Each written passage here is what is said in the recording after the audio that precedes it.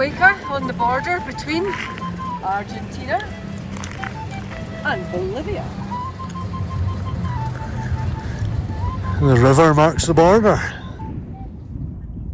All of these places are interesting in their own right.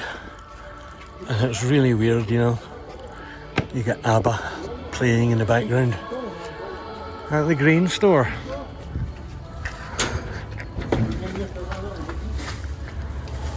Take your teeth out, ABBA. Hola, somewhere I can park the bike?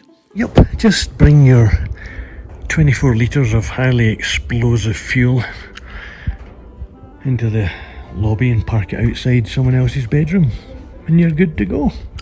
Good to go, kaboof! Last trip we drove pretty much the whole length of Argentina on Route 40, but this year we were going to head north, heading for Bolivia and Sucre, then on to Oruro, up to Puno, Lake Titicaca, dodging around the traffic of La Paz, and then out to the coast where we were then going to make our way south.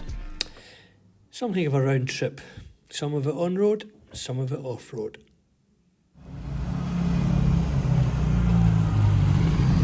Crossroads, right of way, he who pushes hardest. So we will cross into Argentina, head east into Bolivia, and then we will cross into Peru and see what happens there.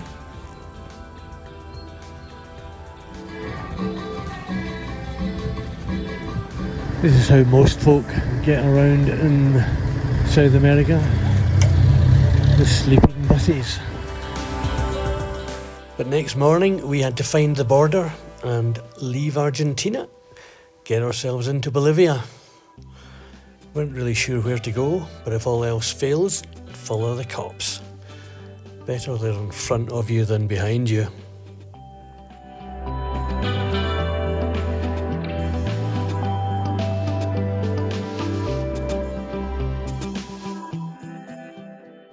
I don't know what the thinking is, but as you approach a border, it seems the road always gives way and turns into dirt. And of course, having said that, it turns back into concrete. Oh, that's the Bolivian border we've just come through. Couldn't have been more helpful.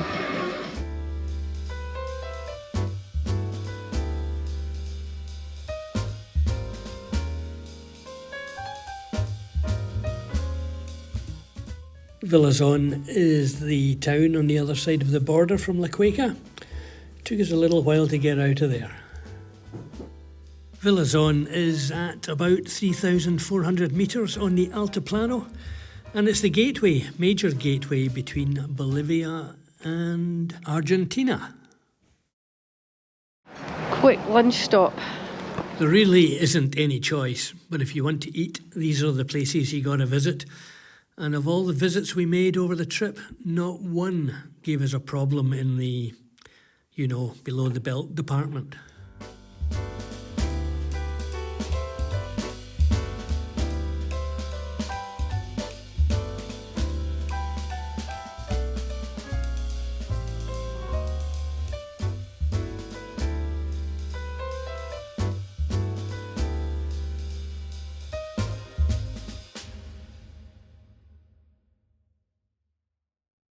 Occasionally we'd pass through these little villages.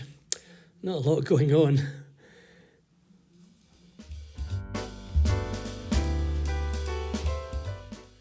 And that's the old road heading off to the right there. It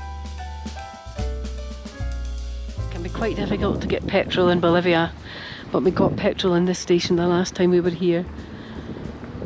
We pay twice the price, but who cares, at least it's petrol. The queue for diesel, you can see the first of the lorries out there is all the way up the road. They just don't have diesel, and the lorries queue for days.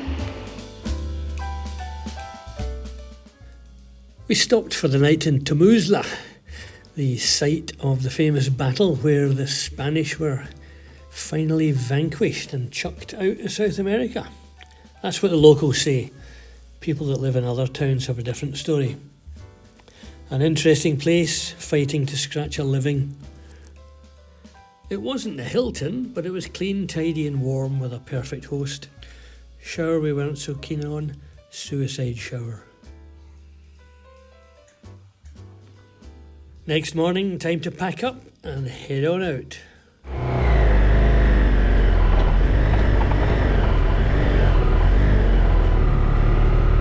Always there's a steep climb up from the bed and breakfast. I'm out of breath. Here he comes, fully laden. He'll pick me up down at the road.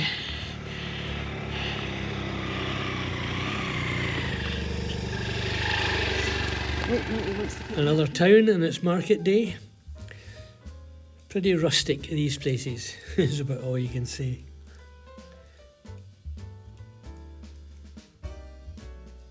The ladies pretty much wear the national dress all the time, layering up depending on how high up the mountains they are. About 13% of the Bolivian economy is made up from agriculture, although most of what we saw is subsistence farming. The rainy season was fast approaching and it looked like all the fields were being tilled and ploughed, ready for a bit of rain in this pretty much a desert.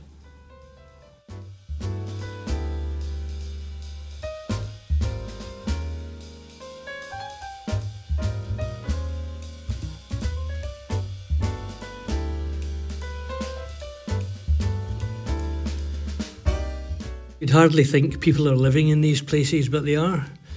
The GoPro doesn't pick it up, but all the fields, they're being ploughed by hand, or at least a man or a woman behind an oxen pulling an old wooden plough. And we stop at a crossroads. I'm not sure where it is. They're having the market. It seems that everywhere has a market on a Sunday. Everybody does their shopping for their fresh fruit and veg on a Sunday. And then we stop for lunch. That's the queue for the diesel. Don't have any, it's not open today, so we're all just hanging around.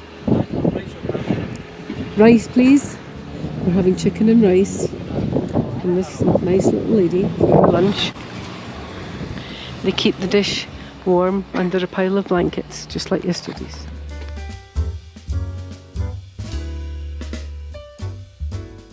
And you certainly got your money's worth for about £3 for two people.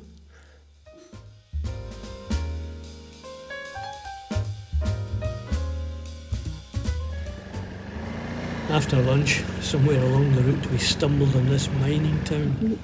And that's all it is. Everything revolves around the mine. Finishing a housing project seems to be something of a challenge. No end of buildings that are part built and then stopped and abandoned. I don't know. Financial crisis or just run out of cash? No idea. In 2023, apparently, mineral exports exceeded $5 billion and makes up 7 to 10% of Bolivia's GDP. Zinc, silver, tin, lead, gold and lithium are the star performers.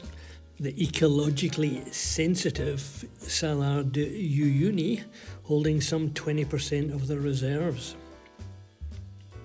There's also an informal mining industry where the locals will just go dig a hole and see what they can find. We even saw folk panning for gold, we presumed, in the riverbeds.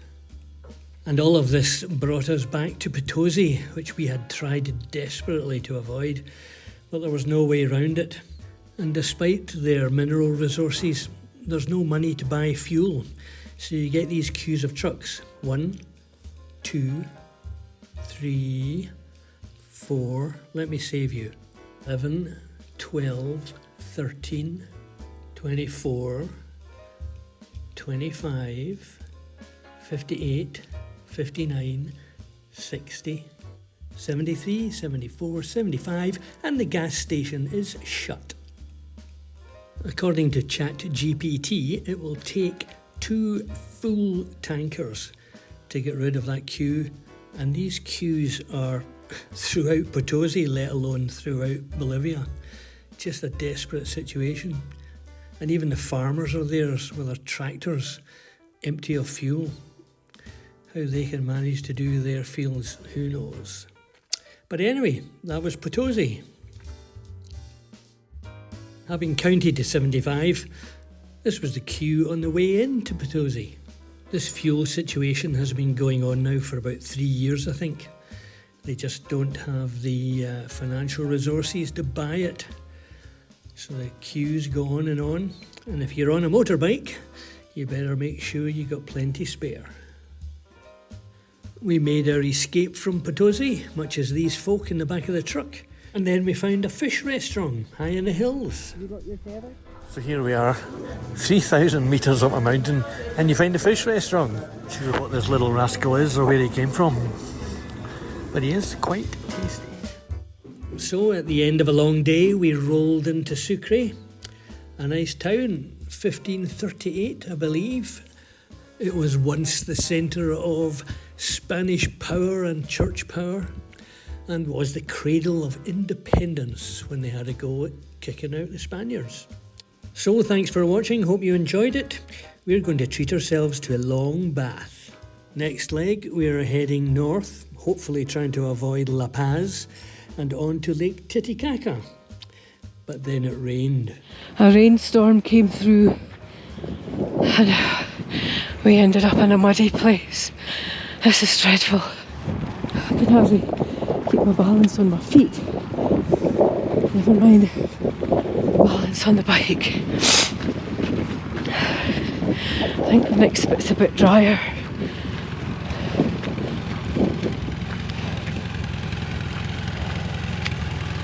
Well done.